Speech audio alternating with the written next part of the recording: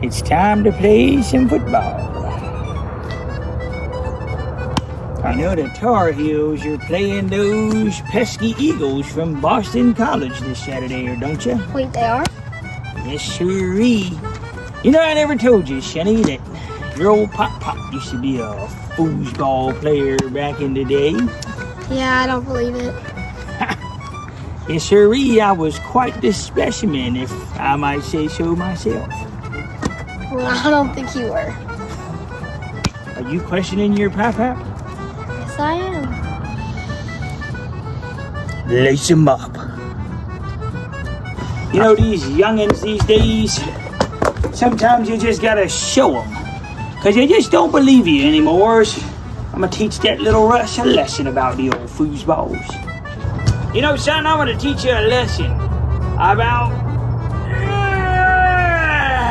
how once you got it, you always got it, sonny. Let me get down here and do my stretches. Okay, I think your Pop is ready for some football. Ay, give me the chip, I need the championship. Wait, we got a dream, next to the team, yeah, we can handle it. Wait, soon as I go and I step in arenas, they call me the champ. They know what it is, know what I do, know who I am, who don't understand. Yeah, that's overdue. My trophy say that's overdue. My ring, finna be immortalized. Yeah, they know it's true. They couldn't walk a mile or even fit into my shoes. Grandpa still got a little game. You don't want none! You don't want none! What's going on, Tar Heel Nation? It is your favorite North Carolinian, Russ, the Tar Heel. And in this huddle, baby, we're going to talk about bringing a little of this smash mouth Southern hospitality up to Massachusetts as the 6-4, 3-3 Heels invade Boston to take on the 5-5, 2-4 Boston College Golden Eagles at noon on the CW Network this Saturday, man. But before we break this thing down, I've got to give a quick shout out, man, to our newest huddle hooligans. John Ricci, Lovey's Fat Life, my man Daryl D, Drew from Duval, and Kurt for becoming members of the channel, man. Thank you guys so much. Now listen, it's only $3.99 a month, man. Literally the price of an energy drink, which I unfortunately do drink. Probably too many of them due to my job and taking care of this right here. But you get access to our Huddle Hooligan Discord and the Planting the Flag series.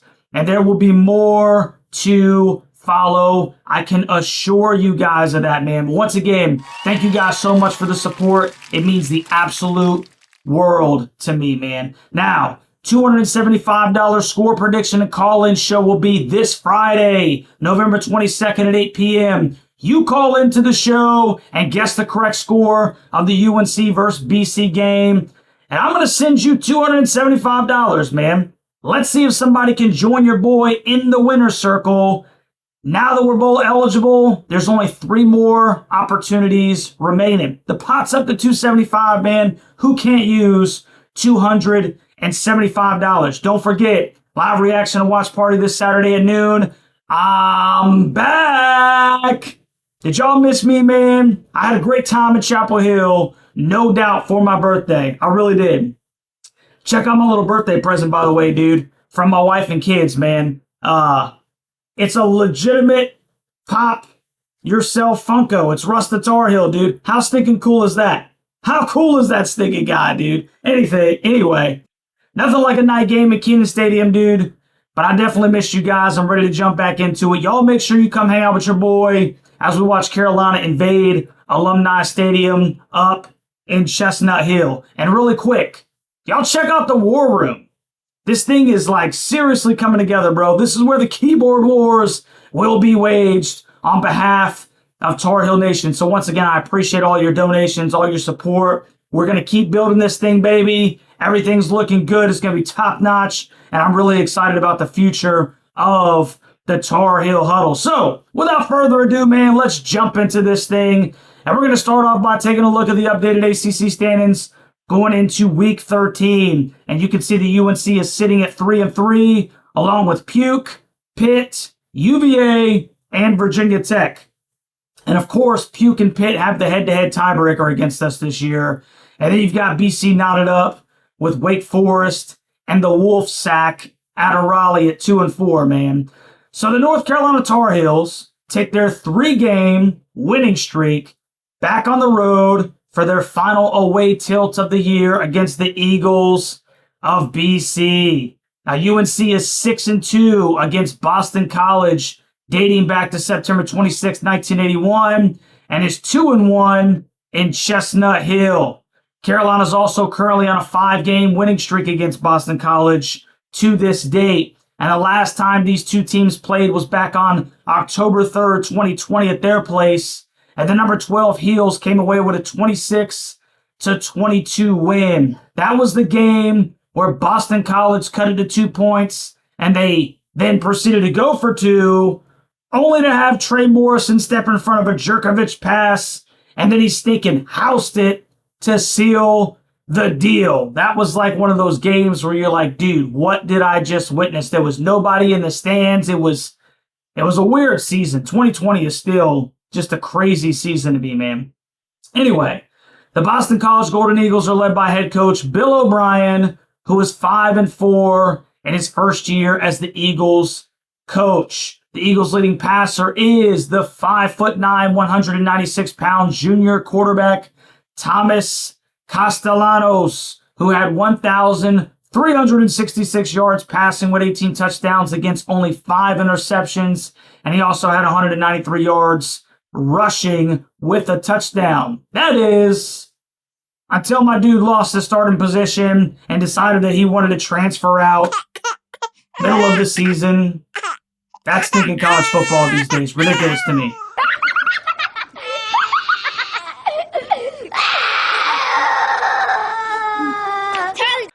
Anyway, so the Eagles have handed the keys over to the 6'3", 226-pound FIU transfer, junior quarterback Grayson James, who has 456 yards passing with 3 touchdowns and 2 interceptions. He did start last week in a 38-28 loss to number 14 SMU, where he went 18 for 32 for 237 yards and a touchdown with an interception. He also had a rushing touchdown, although he's a very different quarterback than Thomas Castellanos. Now, Boston College's leading rusher is the 6', 217-pound senior running back Kai Robichaux with 561 yards on the ground on 121 carries. That's good for 4.6 yards per pop and 8 touchdowns. He's only got 4 receptions for 17 yards out of the backfield. He does have a touchdown, but he's not much of a threat in the pass game. And then Boston College's leading receiver is the 5'11",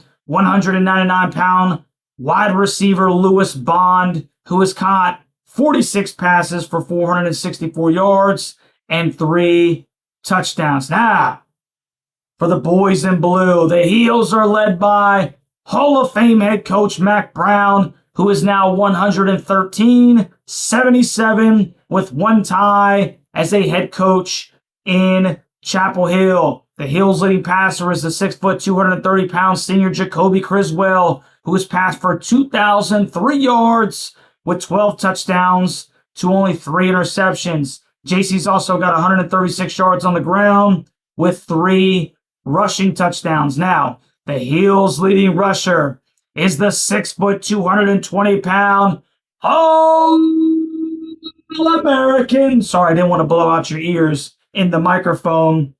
The junior running back, O'Marion Hampton, a.k.a.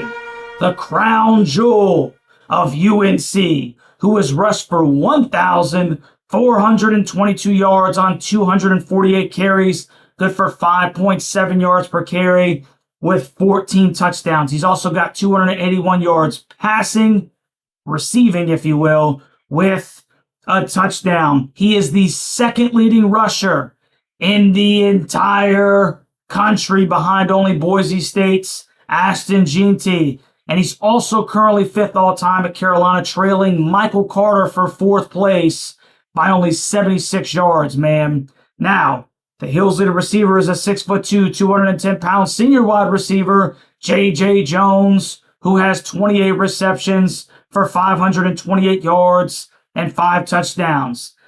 And now that we've taken a look at the individual statistics, let's have a look at the team statistics. And we can see the UNC is ranked 28th in the country in total offense, averaging 440.1 yards of total offense per game. And they are 30th in scoring at 33.7 points per game. Carolina's ranked 64th in the country in total defense, giving up 364.2 yards of total offense to the opposing team, and 78th in scoring defense, giving up 26.2, although the last 3 weeks have been much improved, and we all know that. Now, the Eagles are 94th in the country in total offense, averaging 360.1 yards per game, along with ranking 72nd, scoring 27.6 points per game. Their defense is ranked 78th in total defense, allowing 379.2 yards per game, and they're ranked 65th overall, giving up 24.5 points per game. So now that we've taken a look at the individual and team statistics, let's have a look at Russ's 3 keys to a Tar Heel victory. Key number 1, give them that Southern hospitality. And what I mean by that is let them boys know, don't you mistake my mild-mannered kindness for softness. You go up there and you punch those Yankees in the mouth. Figuratively speaking, of course. And I've got the perfect tool. It's a hammer that has the number 28 on it.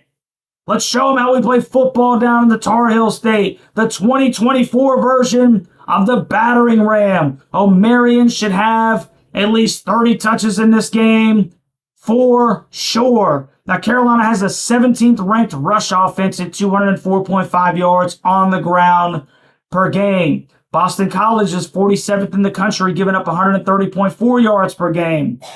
It's the strength of their defense, considering that their passing defense given up is 106th in the country. But I like our strength against their strength. Let's think and punch those Yankees in the mouth. Key number 2, don't reinvent the wheel. Carolina missed a couple of opportunities in the red zone when they decided to play action pass down inside the 10-yard line, and Trevion Green had back-to-back lapses with how to defend the speed rush. Here is a key. If you're inside the 10, O'Marion touches the football. Unless you were just completely selling out on a naked boot where you pretended to hand the football to O'Marion. There's no reason to reinvent the wheel when you have a walking sledgehammer in the backfield. Those points can come back to haunt us if we aren't careful. And key number 3, no juice for James. Carolina's defensive front needs to eat. Do not let this kid start feeling confident. The Eagles need one more win to be bowl eligible as well. So you know they're going to be putting it all on the line as their last game is a home date with the Pitt Panthers. Do not let James get confident or comfortable. So now that we've looked at the keys to victory, it's the prediction portion, baby. And we'll start with Little Russ. Little Russ predicts the Little Russ, get in here.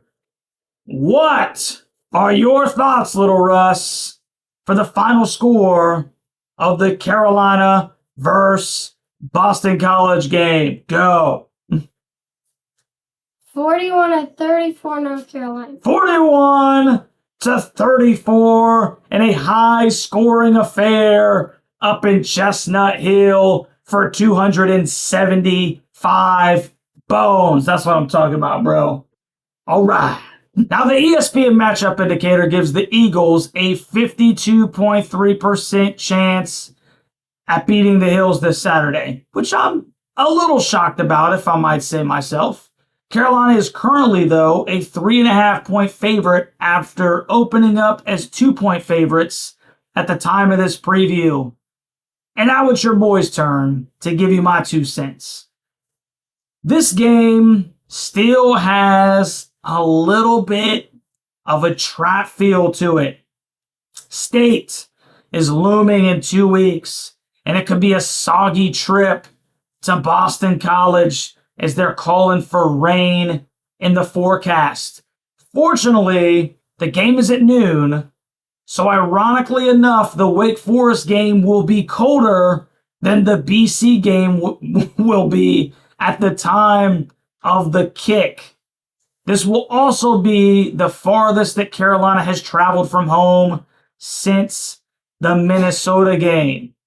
But on the flip side, the Heels have played much more confidently the last 3 weeks. They've played arguably their best 2 football games on the road in Charlottesville and Tallahassee. And they really seem to be playing for Ty Lee. But can the Heels keep this momentum going? Can they continue their resurgence? I'm going to give North Carolina 27 and Boston College 23. I think this is going to be a very close football game that kind of has both teams squirming in their seats. BC has a ton to play for, man, for which I think will keep them fired up in this football game. But I ultimately think Carolina's defense makes a stop late in the game against BC's backup quarterback, and they preserve the W. Therefore, keeping this train rolling downhill, bro. I like our mental space right now, man. And I think that's the difference. Carolina's playing for 13 and some daggum respect. BC, they're still reeling after the news that their starting quarterback, Thomas Castellanos, was not only benched, but no longer wants to be a part of the program and wants to transfer in the middle of the season. And the Heels get it done. I like their mental space better than BC's, man. So you let me know what you think down in the comments section about this football game. Tar Heel and Golden Eagle Nation. Is your boy Russ onto something? Or am I sitting up there in the nosebleeds, man, having no idea what I'm talking about? If you haven't already, please do me a favor. Like, share, and subscribe to the channel. Call-in show Friday night for a chance at the $275. We'll see you there, baby. Go Heels.